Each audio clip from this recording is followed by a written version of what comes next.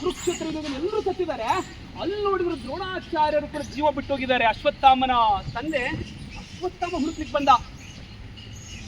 ಮಲಗಿದ್ದಾರೆ, ದುರ್ಯೋಧನ ಮಲಗಿರ್ತಾನೆ. ನೋಡ್ತಾನೆ ಅಶ್ವತ್ಥಾಮ, ಓ ರಾಜ ಅಂಗಜನೆ, ಏನಿ ನಿನ್ನ ವ್ಯಕ್ತಿತ್ವ ವಿಕಸನದ ವಿಚಾರಣೆ ಮಲಗಿದೆಯಾ ಸ್ಮಶಾನ ಮೌನದಲ್ಲಿ?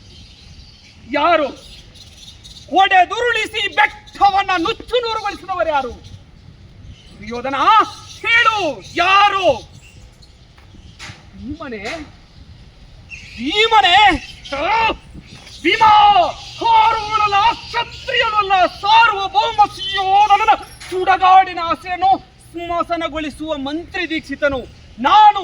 ಸಿಡಿದೊಗೆದು ಸಿಡಿಯುವ ಮಿಂಚಿನ ಸಮೂಹದಲ್ಲಿ ಕೃತಜ್ಞ ಕಾಲ ತೆಕ್ಕೇಲಿ ತಾನಾಗಿಯೇ ಬಂದು ಬೀಳುವ ಹತಧೈರ್ಯದಿಂದ ಬಂದೆಲ್ಲ. ಓ ಭೀಮ, ಚಟನೆ ಚಟಗಳೆಲ್ಲವನ್ನು ತೂರಿ ಸ್ಮಶನ ಕೆಂಡದೋಳ್ ಕೈ ಇರಿಸಿದ ಕೀಚಕನಲ್ಲ ಅಶ್ವತ್ಥಾಮ.